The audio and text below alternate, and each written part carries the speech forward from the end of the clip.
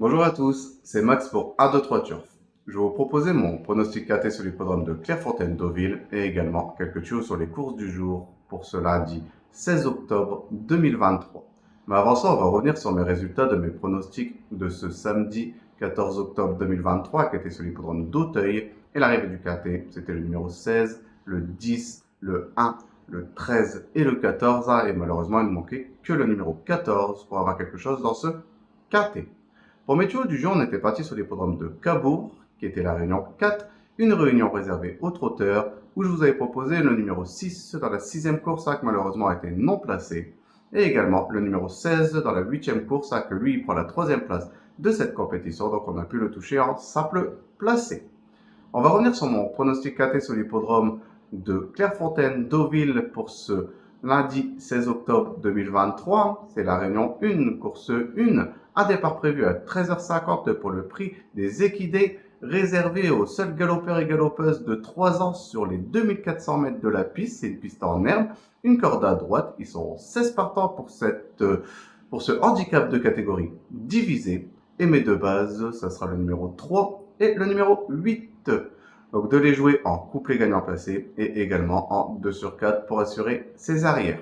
Pour mes couplets gagnants placés en champ réduit de façon coupée, on va récupérer ma première base, donc le numéro 3, et je vais l'associer avec le numéro 6 et le numéro 9.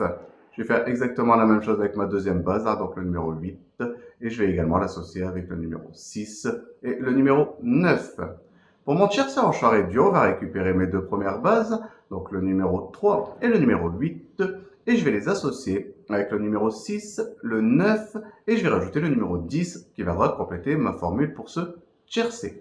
Pour mon KT plus unitaire, on va reprendre mes chevaux, donc le numéro 3, le 8, le 6, le 9, le 10, et je vais rajouter le numéro 5 en cheval de complément en cas de non partant dans ce KT. Pour mon multi en 7 chevaux, on va reprendre le numéro 3, le 8, le 6, le 9, le 10, le 5, et je vais rajouter le numéro 4 qui viendra compléter ma formule pour ce multi en 7 chevaux. Mon regret dans ce KT, ça sera le numéro 2, donc de le jouer soit en combinaison un peu plus élargie pour ceux qui peuvent se le permettre, ou sinon de le garder en cheval de complément en cas de non partant supplémentaire dans ce KT.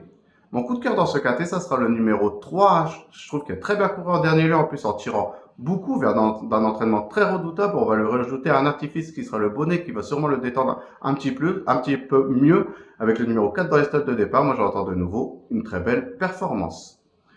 Pour mon indice de confiance, je vais mettre un 3 sur 5. Je pense qu'on peut quand même détacher une ou deux bonnes bases pour venir essayer tout au moins à jouer un 2 sur 4, voire même un couplet dans ce style de compétition. Pour mes tuyaux du jour, on va aller sur l'hippodrome d'Anguin, qui est la réunion 4, une réunion réservée aux trotteurs, où je vais vous proposer le numéro 15 dans la 4e course, donc le 415. Mon indice de confiance sera de 4 sur 5. Et également le numéro 9 dans la 5e course, donc le 509. Et mon indice de confiance sera de 3 sur 5. De les jouer en priorité en simple gagnant et placé. Et comme d'habitude, comme c'est dans la même réunion, profitez pour faire un ticket report qui reste toujours un jeu très intéressant.